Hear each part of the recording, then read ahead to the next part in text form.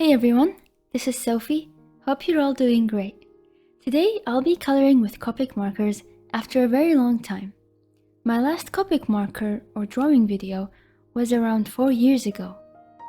It's strange how once you start digitally drawing, you almost forget about your colors. Luckily for me, my markers aren't dry and they can still do the job. Well, some of them. The main reason why I'm back to coloring with COPICs is a book called MANGA Artist's COPIC Marker Coloring Techniques, which the publisher, Zaka Workshop, has requested me to review and give my honest feedback. They're also giving away 2 copies to 2 lucky winners. All you need to enter is to type in "I'm in" and I will announce the results next week. I'll first take you through what's included and what to expect from this book. I've placed a menu on the left to help you navigate in case you found this video to be a little long. Let's get started. The first chapter of the book is a great summary of everything you need to know if you're starting out. It shows the different types of markers, for example, the Sayo and Sketch. It explains the coloring system, which I frankly didn't pay attention to in the past. It teaches you when to use each brush type and how to blend colors together. I bought a colorless blender, which I've never used before, to try this out.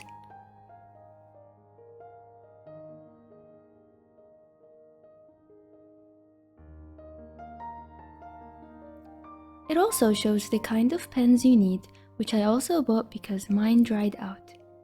I ended up using the 0.3 mm for inking. I found the rest to be a little thick. They also included the type of paper you need, which I bought too. I used to buy the Bristol paper. I like the texture, but this time I'll try using the official COPIC papers. Then the book starts introducing Japanese artists and the tools they used. The first one is Mary Pori. I really like her style. I'll be following this tutorial, which we will come back to later. So here's a step-by-step explanation of how these artists color and the number of colors they used. You need to have the same or at least similar colors to be able to achieve similar results. Each chapter covers a certain category such as eyes or skin. I would have preferred if the full instructions for each drawing was listed together, but that's okay.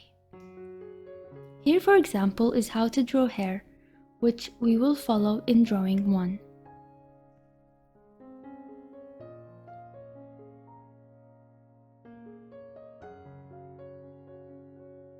The rest go over other drawings, clothes, folds, and oh, I noticed this artwork by Yui. I really like the details in her work. The book illustrates how to paint gems, pearls, apples, grapes, and even cake.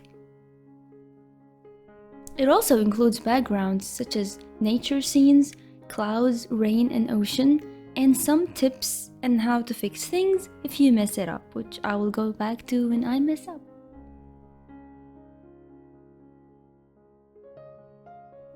Finally, this page is really cool. It's like a cheat sheet showing you how the colors would look like if you blend them together. It ends with a Q&A and some designs for inspiration. Okay then, let's follow one of the tutorials.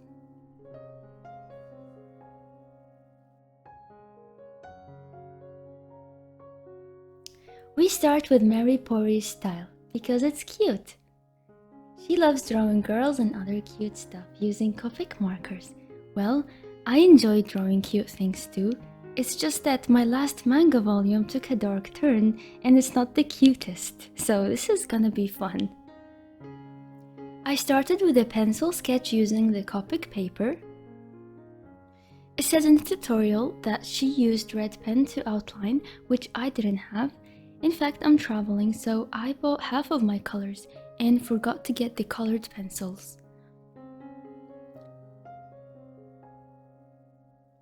I know this part is irrelevant to the tutorial, but I'm keeping it because I know some of you would like to follow along, so I kept the entire process. Next, I'm going to ink using COPIC pens. As I mentioned before, I'm using the 0.3 mm. It's actually not my favorite type of pen. It sometimes gets wiggly when drawing straight lines, and that has nothing to do with me being rusty. I remember having that problem even before. But it's honestly the best to avoid smudging. Well, of course it's made for COPIC. It feels really weird, I don't know if you can relate to that, but when you're so used to digital drawing, that drawing by hand is not the same anymore.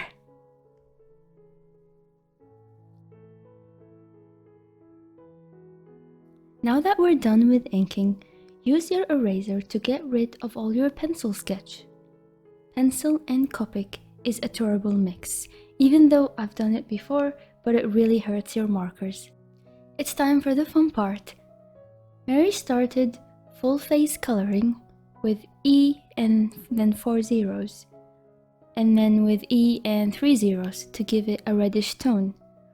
I had none of these colors, so I went ahead with the E00. I didn't color the entire face, I left some areas to try that blender pen and see what it can do. Then the artist used a pink color to add shadow as shown. And then another skin tone color to blend the colors together. Remember, it's all about blending.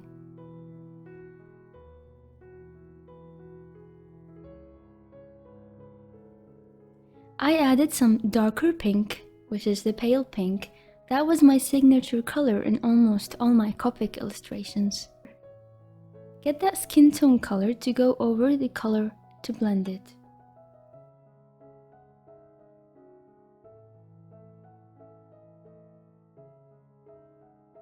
Then I added some highlights to the eye and used a light purple color for the eyelash.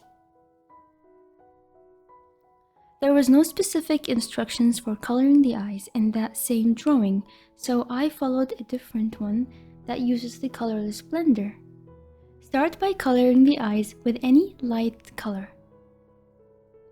Then we use a darker shade for the areas as shown. The more color you add, the darker the tone. That's what makes these markers fun to use. I picked the darkest blue I have to add more shadow, and then used the lighter blue to blend the colors together. And there you got manga eyes that Takagi approves. Finally, I used a light brown color to draw the hair.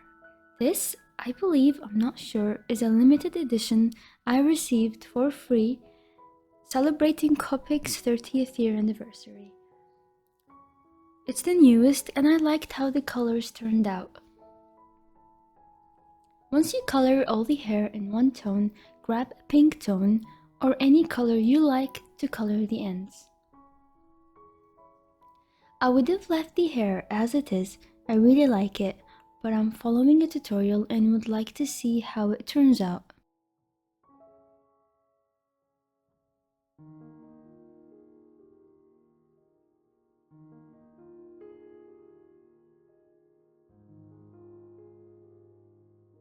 The artist used a dark tone to add shadows as shown. I didn't have a color that would work well, so I went with the dark pink. Then the artist blended these highlights with another color that is lighter.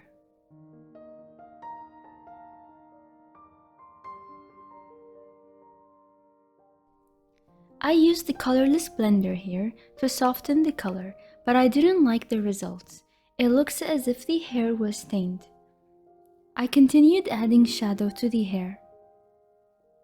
I had to add darker shadow to fix my mistake. I guess that's why you need the fixing your mistake chapter.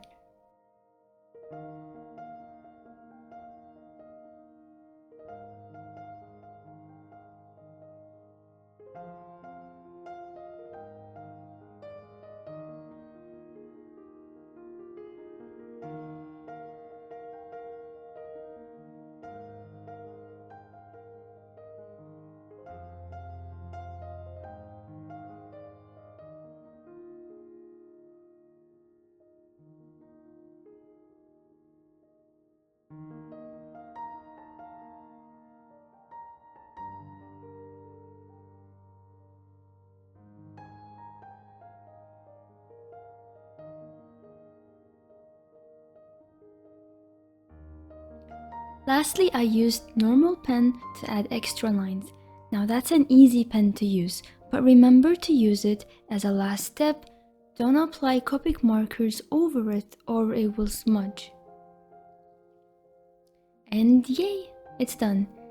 I want to give away this drawing, so if you're interested in entering, just type in I am in drawing to enter in the comment section.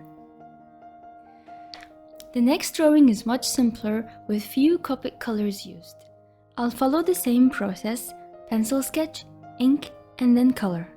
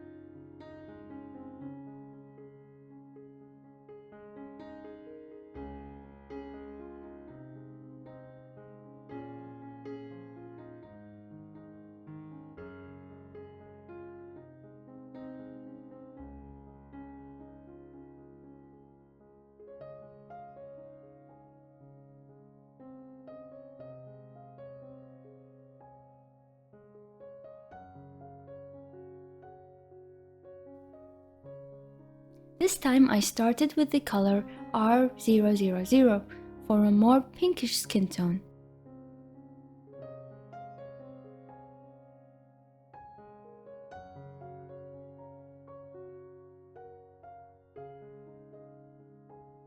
Then I used R30 to add shadow to the skin, alternating the two to help blend the colors together.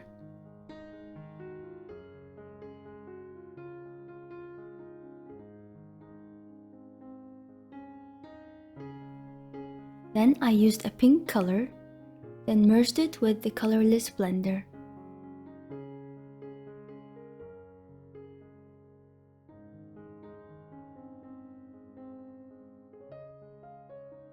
Pick a darker shade of pink to add more shadow to the face. Then I'm using a purple color for the entire eye, both the eyelashes and the eye. This is one of the simplest way to draw eyes.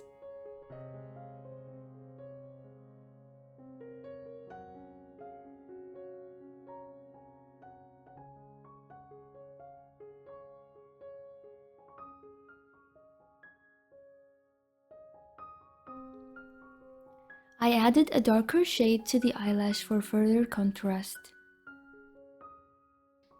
I used light brown color for the hair.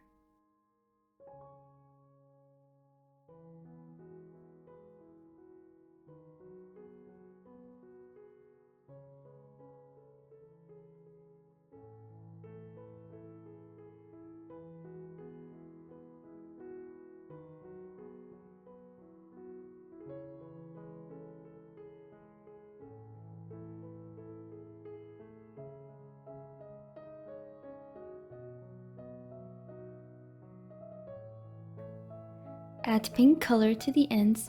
This is similar to the first drawing, but much simpler.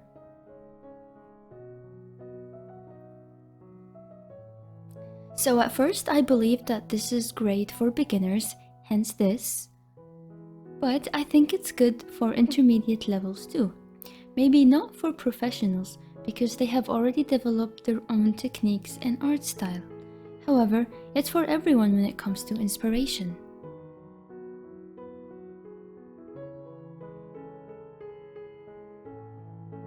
Thanks for watching this video. I hope you found this tutorial helpful. I'm glad I've taken this chance by reviewing this book to rediscover my love for coloring with Copic markers. Good luck with the book and drawing giveaway. I will be announcing the winners next week on my Instagram page. Just make sure you're okay with giving your address before joining, because all these are physical products and they need to reach you.